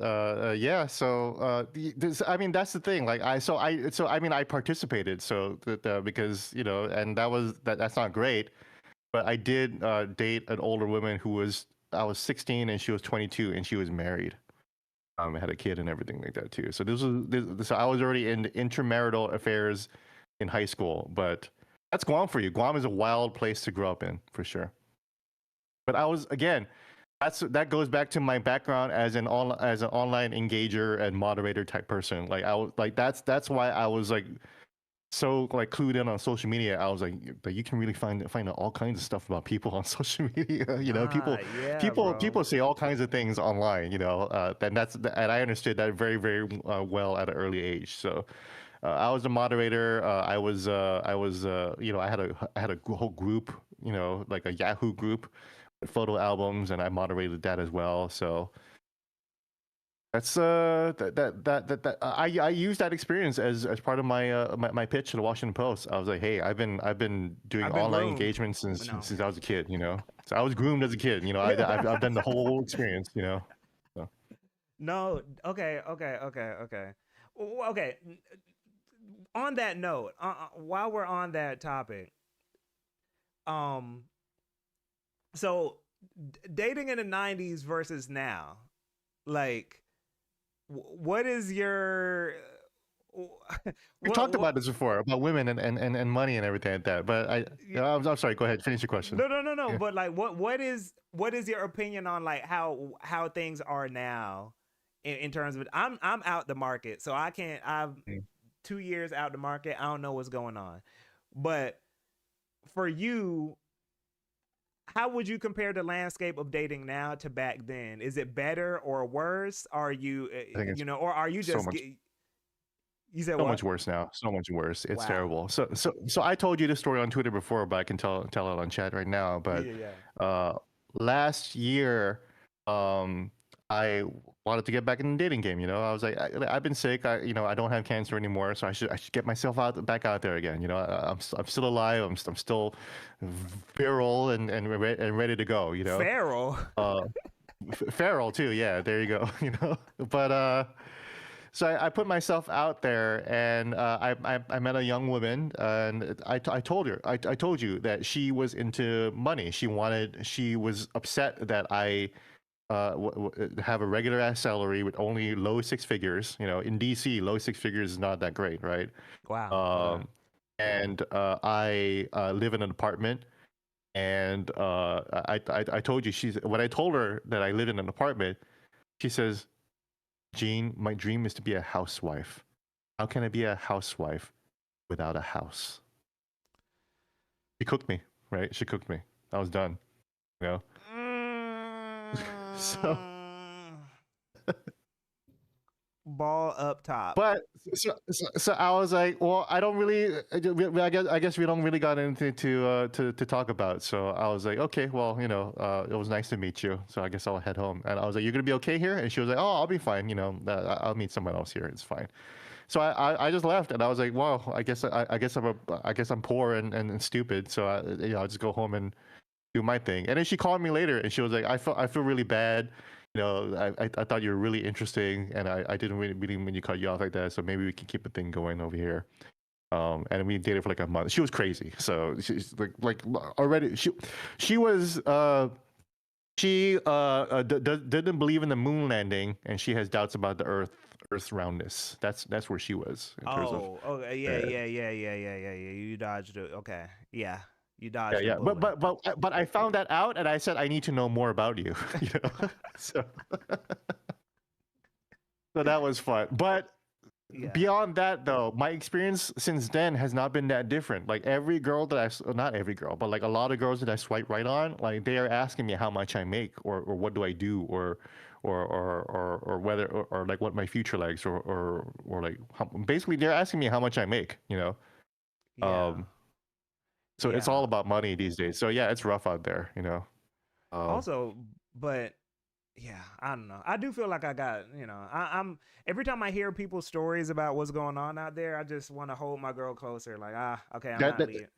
I'm there was that tweet that went viral where I think a basketball star was about to get divorced after like 20 years or whatever, and he was like, "Let me tell you something about like being out here. Don't be out here. It's crazy out here," and it's absolutely true. It's worse. Society's gotten worse. People's priorities have gotten terrible. You really gotta find someone that you think you can care for, as opposed to trying to find it online, it's not gonna work out. So I'm kind of giving up on. I'm seeing someone now, but it's just really just casual or whatever. Yeah. But yeah, I do believe the pandemic messed people up socially. I think people's priorities have really changed over time. I used to meet people. I used to meet girls at the club. That's how I used to meet women. I would go to the Oh, bar, yeah. I go to the club. I was a club rat. I was an old school club rat. You go look at my Instagram 7 years ago, and it's just me at the bottle I service seen the like pictures. every night. Yo, Gene, Yeah, I seen that one picture of you where you just chilling with the like 12 women, right? with I was like, what is this? What is going on here? You Yeah, know? because I knew how to draw the quote unquote bottle rats, all the girls that would crowd around you and come into your booth because you got the bottle, so you're taking care of them, and then so This is crazy. so they would hang with me, and a lot of times like I would always like roll with like at least 5 women deep, so I would never pay cover charge, right? Because it's like, hey, I'm contributing to the ratio here, so you gotta let us all in, Gene. um, but see that's the thing, like This I is used to be a real nerd growing up, right? When I was young, when I was like 12, 13, or 14, whatever like that. yeah. I was a depressed nerd. I didn't really know how to talk to girls all the time. But on Guam, you can start drinking early, right? Mm-hmm. Because the drinking age is 18, and it's the Wild West out there. They don't care about your license or how old you are. So I started drinking when I was like 15 or whatever. Yeah. So once I realized that, I started to go. This is how I learned how to talk to women. And this won't work unless you're young too, and you can drink at a young age. But on Guam, there's a lot of hotels. This is a tourist area too, right? Yeah. I used to go to the hotel bars as a teenager and buy women drinks there. Older women, older. I'm talking 50s and in their 60s. And I would hit on them because I knew that I'm not invested in it. If they turn me down, I don't care because I'm not actually after them. But I'm learning how to talk to women. Oh yeah, for And they're sure. and they're really intrigued by the fact that a younger dude is buying them drinks, a younger local dude who knows his way around the island, and he can teach him about the culture. That's where I really like start to own in on like my social anxiety and like really start to develop on how to talk to women and just approaching people, and all of that. So that's why like it's really the only way I know how to talk to women now. Basically, Yeah, yeah, yeah, yeah. unfortunately, it's kind of like being a Shaolin monk and all you know is Shaolin monk kung fu and that's it. You have no other life skills. So that's my problem is that I only know how to approach a woman at a bar randomly and say hi as opposed to taking them out to dinner or meeting them at a bookstore or meeting them at like Yeah. a book club or something like that.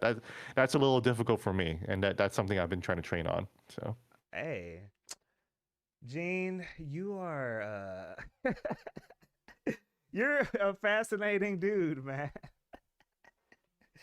You got a fascinating history, man.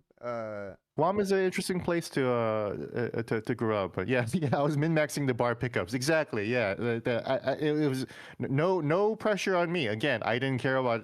I didn't date any of these women at all. They were all just hanging out and just like toying with me or whatever like that. But like I was like building on my experience. I was farming aura technically. Farming or I, okay. I, I was farming aura at these hotel bars with a bunch of old white ladies and old Japanese ladies, but I was definitely farming it for a bit. So Damn, bro. Aura farming. Yo. literally aura farming. Yep. You like Washington? No, I don't. I don't. I'm pretty tired of culture here. I mean, there's a lot of good culture here, right? And I think part of me is like that's why I would really ingratiate myself into like hip hop communities in LA or like when I moved to Hawaii, I really got into like the hip hop scene or like the punk scene in Hawaii Yeah, there. yeah, yeah, yeah. When I moved to DC, I was really into politics and everything like that. I was really doing like the white collar, like K Street lobbyist kind of thing. But I really didn't delve in too much into like real street culture here in DC. And then Mm. when I really decided I was going to do that, the pandemic hit. And then now it's just like whatever. So it's like the pandemic really fucked things up for a lot of people, right? And it definitely fucked things up yeah. for me in terms of like really getting to like love the city and know the city. So now at this point, like I just don't have a great relationship with DC. DC is great for MagFest, that's true. And there's a lot of stuff that happens here. You know, everything happens here for Christ's sake. You know, but you know, I've been here for 10 years now, so you know, Oh wow. Yeah, I've that's a long time. you know, I've lived here longer than I lived in Hawaii, even though I mean that's a problem. I still have a greater relationship I do with Hawaii than I do with DC. So I think for me, like it's on me that I didn't get to know the city well enough, and I still would like to, but I'm not sure if I have the energy or for it right now. But Yeah. you know, so I don't want to say I don't like DC because I'm talking smack about it or I think it's a bad city. You know, I think every city has its ups and downs, and DC is no different. But that's just like that's where I'm coming from regarding DC. It's a great town. I've enjoyed living here, and I don't know if I would have regretted not moving here if I decided not to. I regret leaving Hawaii, but I feel like I would have also regretted not coming here. So Word. who knows? This is my final question for you. Because I wanted to save this for last because I'm not sure how many people are even going to be invested in this topic. Hmm. What did you think about the Severance finale? Ooh, uh, without spoilers, well, I loved it. I was like it's funny that you asked that because I was literally just thinking about how I feel about it like before I hopped on. I was like, am Yeah. I still mad? Am I still mad about it? Because I still loved it, but it made me mad, you know. So it's like Yeah. I'm trying to find out how that anger makes me like makes me feel about the show itself. And I think it's good. I think the anger was supposed to is supposed to be part of it, you know. Not to spoil too much, but I think they laid the emotional groundwork for that anger in episode 7 when they really introduce focus on just one character that we haven't really seen in a long time. And then so when we see the end result of that character in the finale, you know, even though we didn't really get to know them for a long time, we really feel invested, and that's why I felt so angry for her. And to me, that Yeah. showed like, oh, they really did a good job with building up that character to the Yeah. point where like now I suddenly feel invested in their relationship when I wasn't sure if I was. So Yeah. My main thing though, and I think this has to do with the culture of TV now, is that I it hurts knowing that I'm going to have to wait for a long time yeah. for us to cuz that was definitely, I don't know if that was a definitive ending type of ending. It felt more like, okay, No, we're no, I don't know why people keep saying that, but because there's too many questions to yeah, it's way too up in the many air. questions. Like, um, yeah, and Miss K, you know, without spoiling anything, I don't think me just being vague about this is going to spoil anything, but like Mm. not knowing Miss Casey's like future is like a big like Yeah, thing. yeah, You know, that's yeah. someone Or said TV is the ultimate patch culture. even the Yeah. details of how she got there in the first place, like was it voluntary? Like what was the Yes. goal here? You know, like Yeah. what was your goal here for being here? You know. Yes. So, We don't know anything. So honestly, when Severance first started, I thought it was going to be a show about work culture, yeah, that's why I didn't but watch it. I thought it was gonna be like a fancy Office, The Office, and yeah, I but it didn't. feels And like it's honestly, like a I'm so tired of The Office at this point. You know, so it's like, yeah, yeah, it feels like a cult thing now. Like it's about a cult, I guess. That's what it it's feels it's like. about it's about a religious cult basically. That's what it is. Yeah. Masquerading as work, masquerading as your routine daily life. You know, how insidious that could be in terms of how it surrounds you. It informs how you live, where you live, the kind of buildings you live, how you give birth. You know, Yeah. um, all of these things. I think the full picture hasn't really been shown, but you know that's what I. You know, someone in the chat asked, you know, if I like season 1 or season 2. I I honestly like season 1 better, Yeah. and part of that is because I think the other writer of the show, left season 1 or left after season 1. Dan Erickson, the creator of the show, the visionary behind everything, he seems to be more into like the wacky imagery. You know, the original script apparently for Severance was that Mark would be the one on the table, but he would fall out of an anus that was on the ceiling. So it's like Dan Erickson definitely originally envisioned this to be way more surreal. You know, way more into the surrealness of it. I feel like the other writer, you know, and it's funny that we talked about how, you know, it looked like just another show about work culture, but part of the reason why I like season one is because the work culture they presented was so fascinating, interesting, and mysterious. Yeah. And I started to really miss that kind of atmosphere. I still feel like I still don't really understand like how it feels like to work in the Lumen industry, and what it is to be there day to day. We were starting to understand it in part one, and then part two basically removed all of that. These people didn't get any work done at all. You know, Yeah. Yeah. You know. Yeah. the whole season was about not doing work. They were fucking. They were killing each other. Yeah. They were doing literally anything else but the work, which was crazy.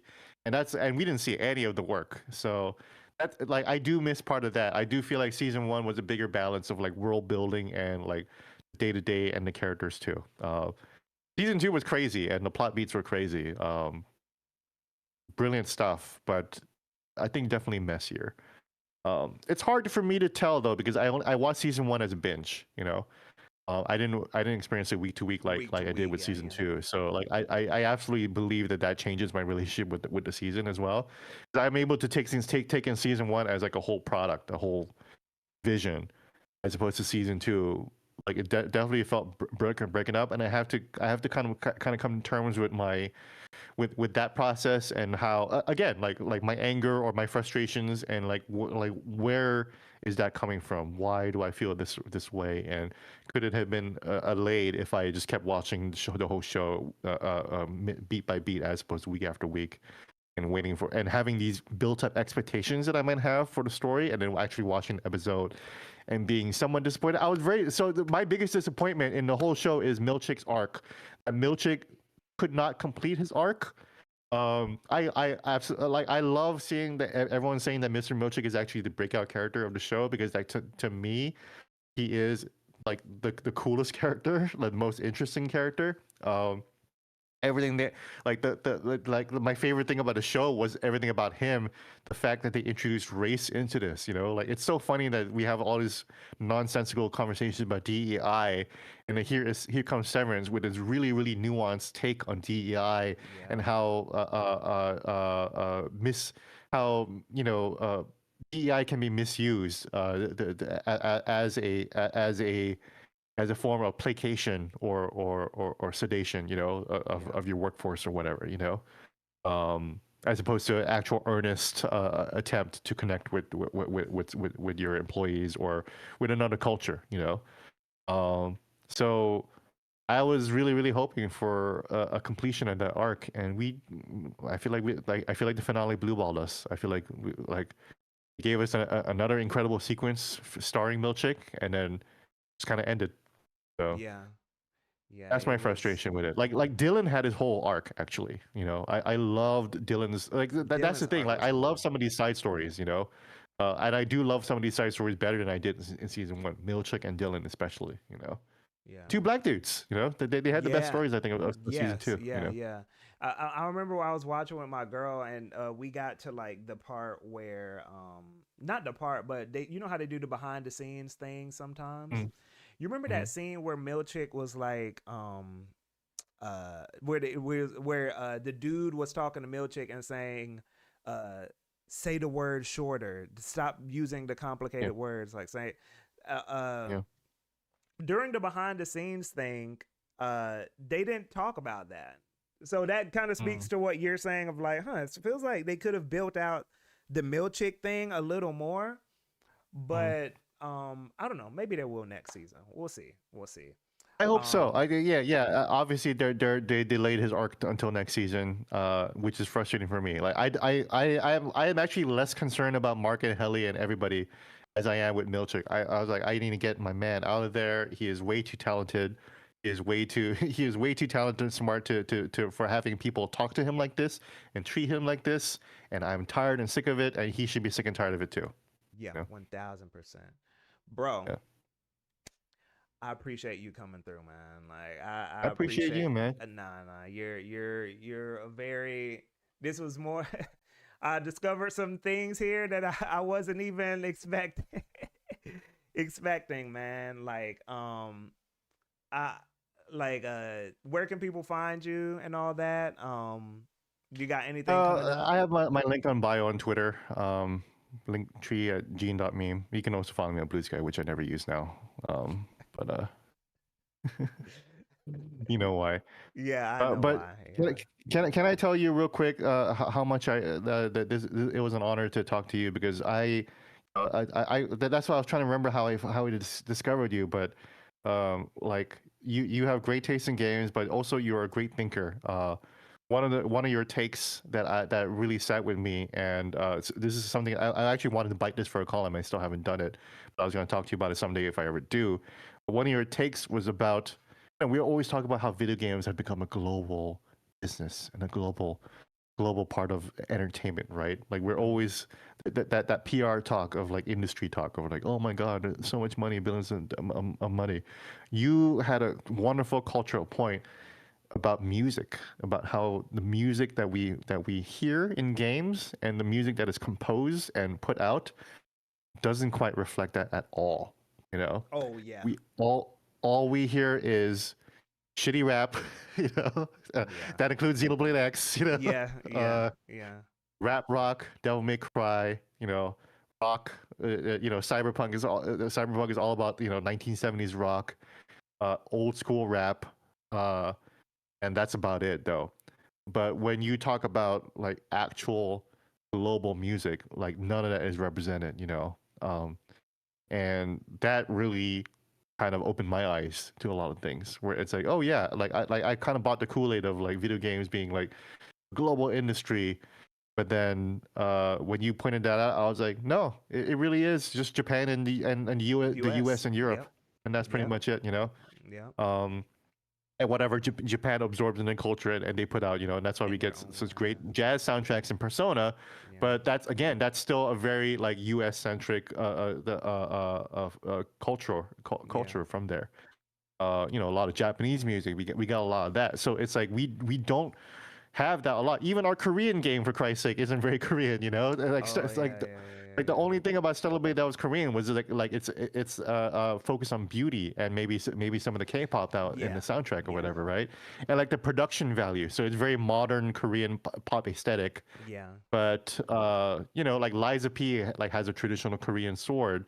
Like the music wasn't very Korean, They had Korean singers, but it was still very much like jazz standards and everything like that. And it's like, if we really want to celebrate gaming as like this global cultural force, we haven't even gotten close to representing, Not at all honestly. yet, man. Like, yeah, Yeah. I'm glad that resonated with you because I think it's one of those things where when people talk about, has gaming peaked? Have we reached Not even. no, we're not even close. In terms of like the cultural aspect alone. Of having not only these different cultures and viewpoints and ideas represented through like the art aspect of it, right? But even like the people making these games, right? We don't have many Africans making games. We don't have many like people from and everything is mostly US, Japan, and Europe, for the most part. But yeah, we have a lot of Indian games and they're all making Ubisoft games. Or we have a lot of Indian developers and they're all making Ubisoft games instead, That's what it is, So and then when we do get these like other cultures represented, like black culture or anything else, or like you said, Korean culture or whatever, a lot of it is like filtered through the lens of like white executives and all that kind of stuff, or people who romanticize like the West, and all that. But that can be a whole separate conversation. That's the whole topic. But we don't have our own Bollywood, for example, right? Like Bollywood is a huge example, and Bollywood is a very unique example of a unique creative expression of that medium. Yes, and we just don't have that. We have Japan.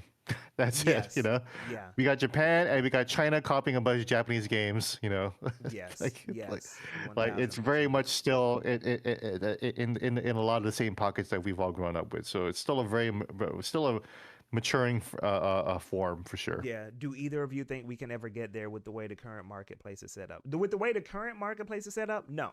Mhm. I don't think we can get there in my lifetime, just because it would take, I don't know. There's a lot of economic things going on with gaming where like certain people have to be able to make games first. That's Mhm. kind of the first thing that needs to happen, and I can't imagine that happening anytime soon. To be totally honest, Yeah. the closest we China's can, getting in there for sure. You know, like yeah, that's why Black Myth. That's why Black Myth Wukong was so huge. You know, yeah, because it's yeah, like yeah, yeah, here is a Chinese product made by Chinese people, and we basically got our Superman of China as a video game. That's a good first step. that is, yeah, that's true. That Yeah, is true. That that's a is good true. first That step. is true. That is a good representation. Like, and China is massive, so China is like we're not even talking about like countries like Ugandan video game developers or anything like that. You know, it's like, but like if we could, that is a good example of what China what was able to produce, and that's why Yeah, it popped off, and it was huge. You know. yeah, yeah, yeah, yeah. Um, but bro, I'm honored that you think I'm a great thinker, though, man. Like I really do. I really do. yeah, I yeah. do think you're one of the better critics out there for sure. So Oh wow, thank you, man. Thank you. Same to you, man. Same to you. I appreciate that. Y'all, next week switch to reactions and all that. That'll be on Wednesday, I think. And yeah, YouTube and Twitch as always. I appreciate y'all coming through. I appreciate Eugene.